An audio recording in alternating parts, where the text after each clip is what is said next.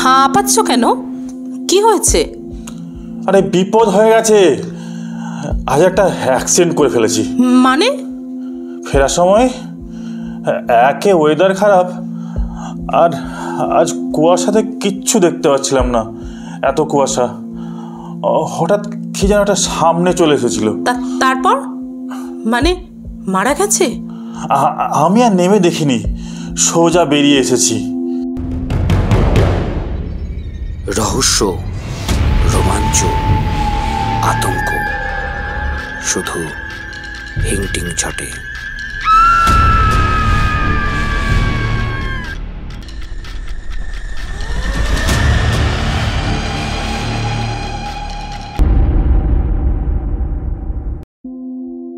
হিংটিং ছটে আজকে আপনারা শুনবেন সমরেশ মজুমদার রচিত একটি দুর্দান্ত ভূতের গল্প, রাতটা ছিল দুর্যোগের।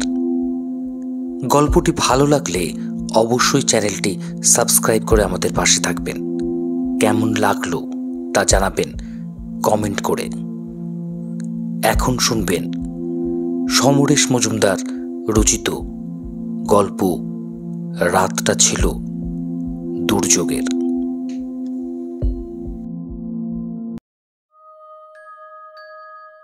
দিনটা ছিল দুর্যোগের। আকাশে আলো ছিল না এক ফোঁটা। ঠান্ডা বাড়ছিল হু হু করে। পোড়া কাঠের মতো মেঘগুলো চাপা হয়ে ঝুলছিল, যেন টোকা মারলেই হুড়মুড়িয়ে ভেঙে পড়বে। দিন ফুরোবার আগে রাত নামল। সেই সঙ্গে দাঁতালো হাওয়াটা নেমে এলো খোলা পৃথিবীতে। এখনো বৃষ্টি নামেনি এই রক্ষে। রাস্তায় এই আবহাওয়ায় মানুষ থাকার কথা নয়, এবং নেইও। স্ট্রিট ল্যাম্পগুলো ডাইনির চোখ হয়ে জ্বলার চেষ্টা করছিল। এই অবস্থায় ভদ্রমহিলাকে দেখা গেল দ্রুত হাঁটতে। তার বয়স 40-এর ওপরেই। একটু মোটাসোটা, ভালো মানুষ গোছের চেহারা।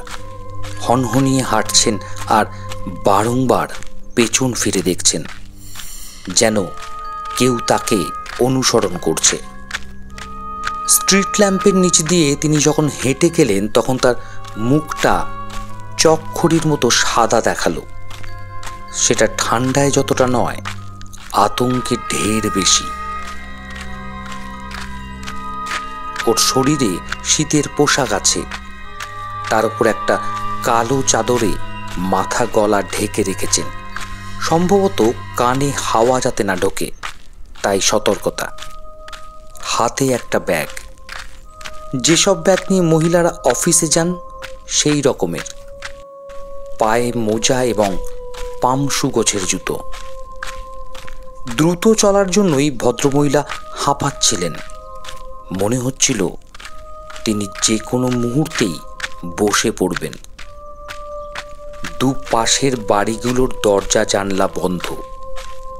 একটুও আলো চোখে পড়ছিল না। বাঁক ঘুরতেই ভদ্রমহিলা দাঁড়িয়ে পড়লেন। সামনের একটা বাড়ির দোতলার জানলায় আলো দেখা যাচ্ছে। কাঁচের আড়ালে কেউ যেন দাঁড়িয়ে কথাও বলছে। ভদ্রমহিলা আর দেরি না করে ছুটে গেলেন একতলার দরজায়। প্রাণপণে বেলের বোতাম টিপে ধরলেন।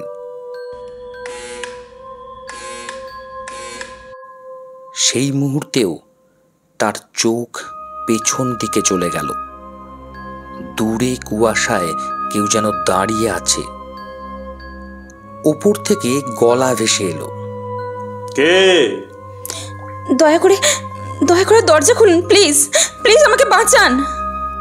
ভদ্রমহিলা আর্তনাদ করলেন। দরজাটা খুলে যেতেই এক দঙ্গল আলো রাস্তায় ভদ্রমহিলার শরীর ভাসিয়ে লাফিয়ে নামল। একজন মধ্যবয়সী মানুষ দরজায় দাঁড়িয়ে জিজ্ঞাসা করলেন, আপনি? একটু যদি ভেতরে আসতে দেন তাহলে তাহলে বলছি। ভদ্রলোকের স্ত্রী পেছনে এসে দাঁড়িয়েছিলেন।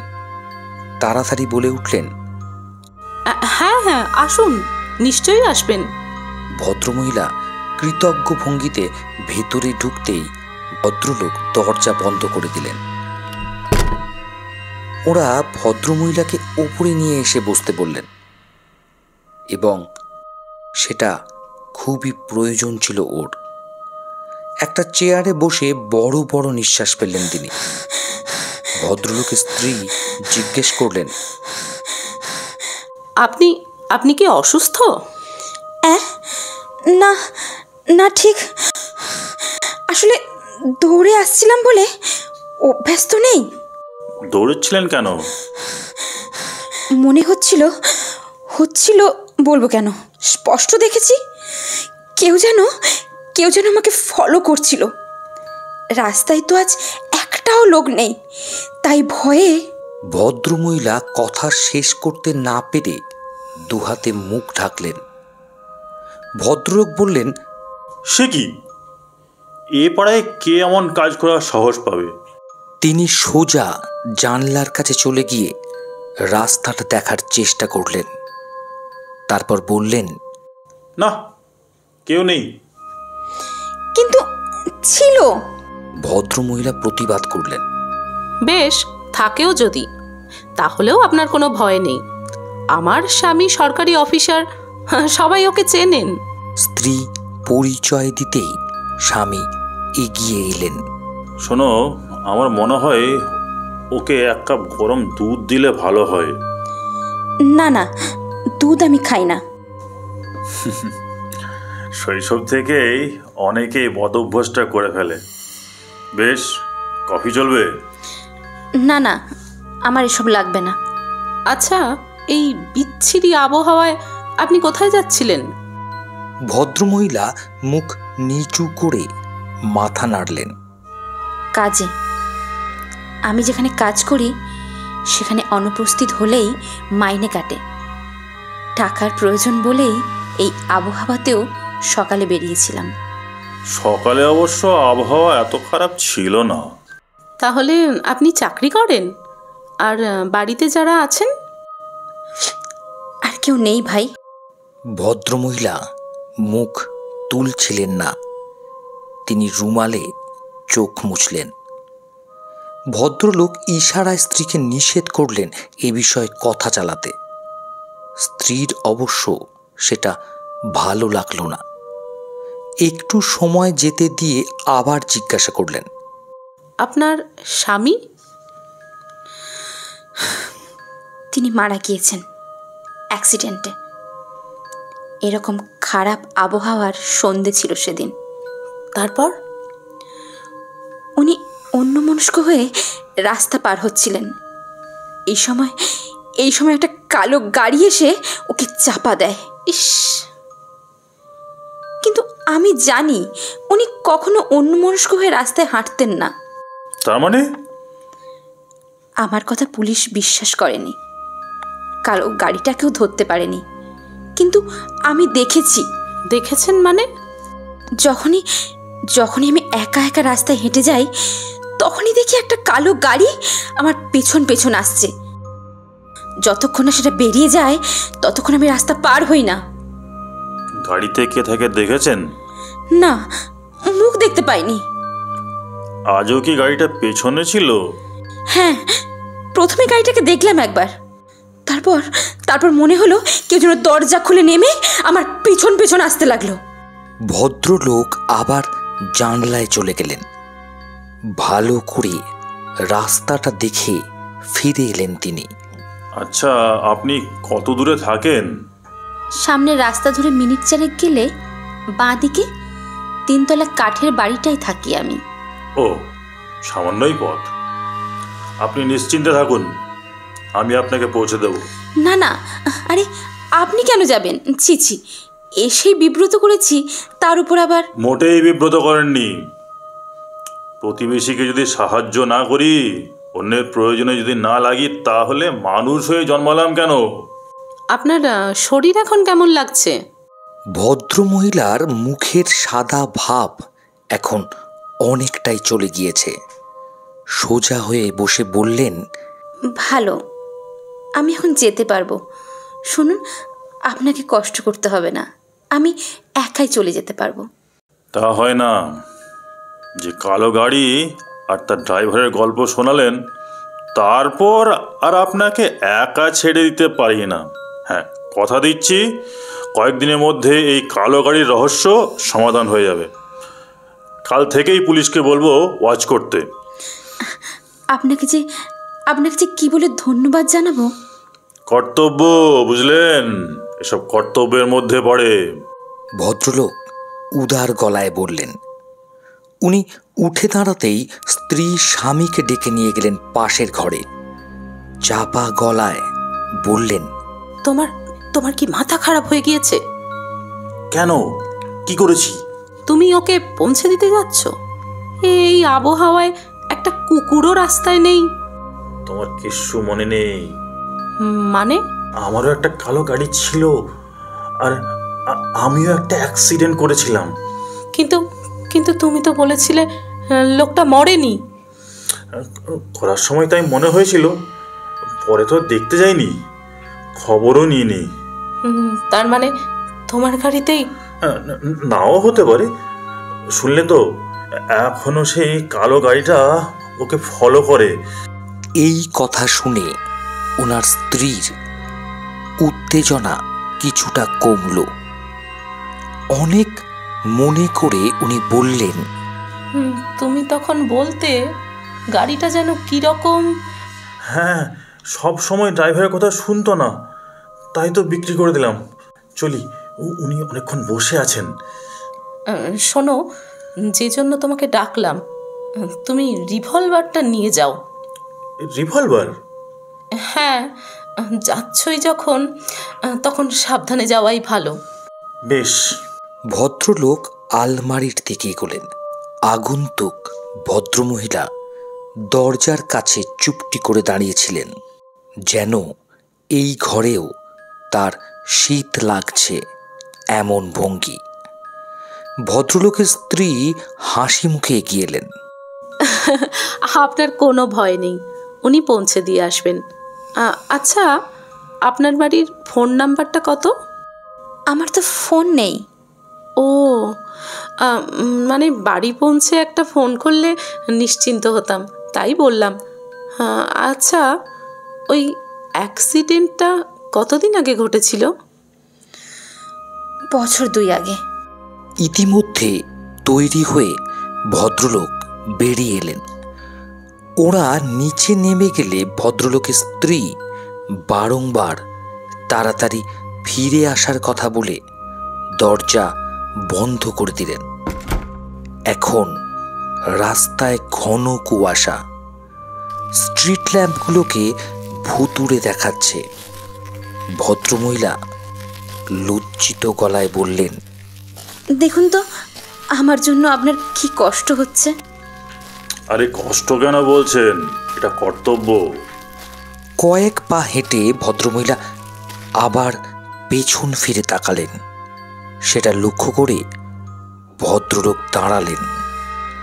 তার কোটের পকেটে রিভলভারটাকে আঁকড়ে ধরে লক্ষ্য করলেন কাউকে দেখতে পাওয়া যায় কিনা। না পেয়ে বললেন, না, কোথাও কেউ নেই। কিন্তু পায়ের আওয়াজ শুনলাম।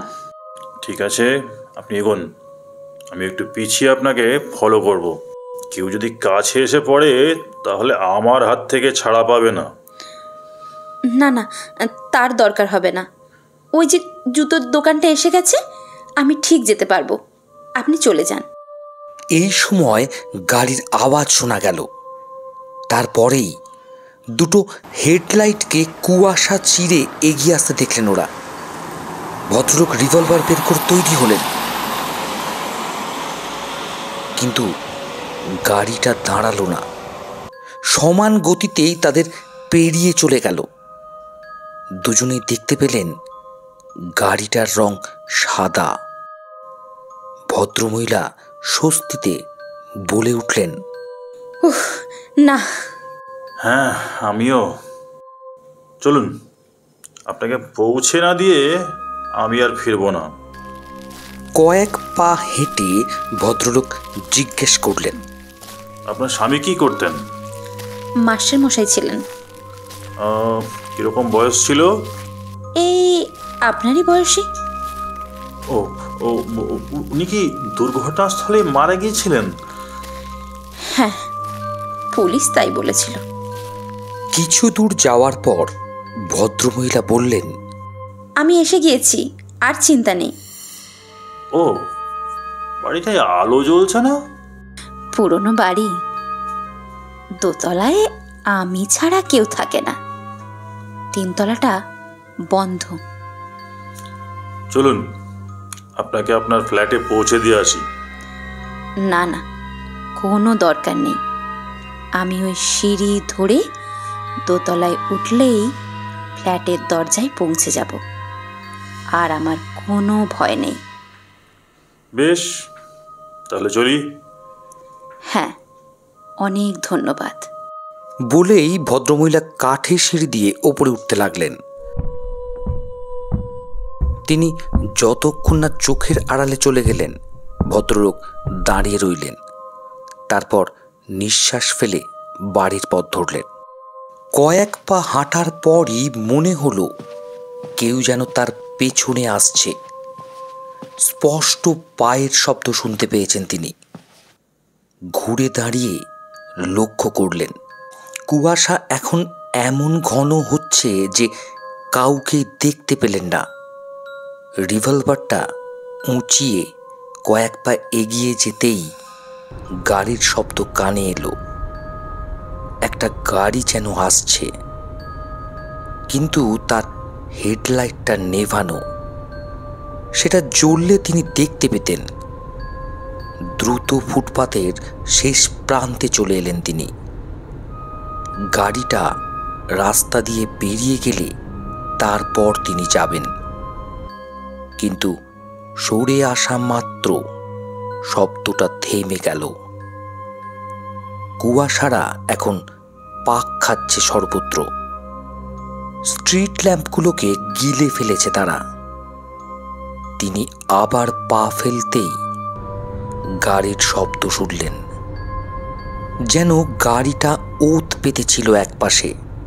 তাকে চলতে দেখেই সক্রিয় হয়েছে। ভদ্রলোকের সমস্ত শরীরে কাঁটা ফুটল। এই ঠান্ডায় কুয়াশায় দাঁড়িয়েও হাতের মুঠোয় ধরা রিভলভারটা ভিজে উঠল। তার মনে হলো এগোনোটা বুদ্ধিমানের কাজ হবে না। তিনি এক দৌড়ে পেছন দিকে চলে এলেন। ভদ্রমহিলার বাড়ির কাঠের সিঁড়িটা দেখতে পেয়ে পিছন ফিরে তাকালেন। না, কেউ নেই। তার মনে হলো একা ফিরে যাওয়াটা ঠিক হবে না। থানায় একটা ফোন করে সাহায্য চাইতে হবে। কিন্তু ফোন কোথায় পাওয়া যাবে? ভদ্রমহিলা নিশ্চয়ই সাহায্য করতে পারেন।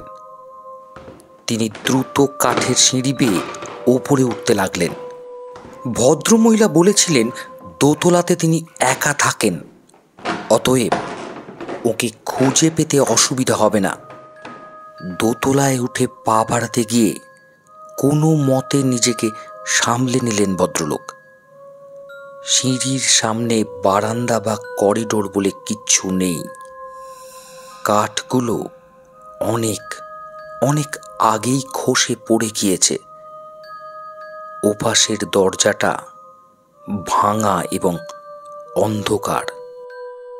সিঁড়ি দিয়ে উঠে ভদ্রমহিলা এই শূন্য দিয়ে হেঁটে গিয়েছেন। অনেক এরকম প্রশ্ন ভদ্রলোকের মাথায় এলো।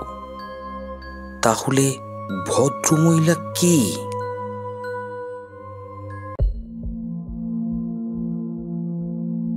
এতক্ষণ আপনারা শুনছিলেন হিংটিং ছটে সমরেশ মজুমদার রচিত গল্প রাতটা ছিল দুর্যোগের। গল্প পাঠে সৌমি মাঝি, সৌরভ মাঝি, পৃথা চট্টোপাধ্যায় এবং সৌরভ চট্টোপাধ্যায়। লেখক পরিচিতি: সমরেশ মজুমদার ছিলেন একজন বাঙালি কথা সাহিত্যিক ও ঔপন্যাসিক। উত্তরাধিকার, কালবেলা, কালপুরুষ সহ বহু জনপ্রিয় উপন্যাসের স্রষ্টা। তিনি বেশ কিছু টেলিভিশন ধারাবাহিকের কাহিনীকার। শহর কেন্দ্রিক জীবনের আলেখ্য বারবার উঠে এসেছে তার লেখায়, যে কারণে তাকে আপাতমস্তক আরবান লেখক বলে অনেক সময় বর্ণনা করা হয়। 1982 সালে আনন্দ পুরস্কার, সাহিত্য একাডেমি পুরস্কার এবং পশ্চিমবঙ্গ সরকার কর্তৃক বঙ্গবিভূষণ সহ নানা সম্মাননায় ভূষিত হয়েছেন। 1942 সালের 10ই মার্চ তার জন্ম জলপাইগুড়িতে। প্রথমে জেলা স্কুল, পরে স্কটিশ চার্চে গ্র্যাজুয়েশন এবং ক্যালকাটা ইউনিভার্সিটি থেকে বাংলায় মাস্টার্স করেন তিনি। তার প্রথম লেখা প্রকাশিত হয় দেশ পত্রিকায়। 2023 সালের 8ই মে 79 বছর বয়সে তিনি আমাদের ছেড়ে চলে যান। আমাদের গল্প পাঠ আপনাদের কেমন লাগলো অবশ্যই কমেন্ট করে জানাবেন।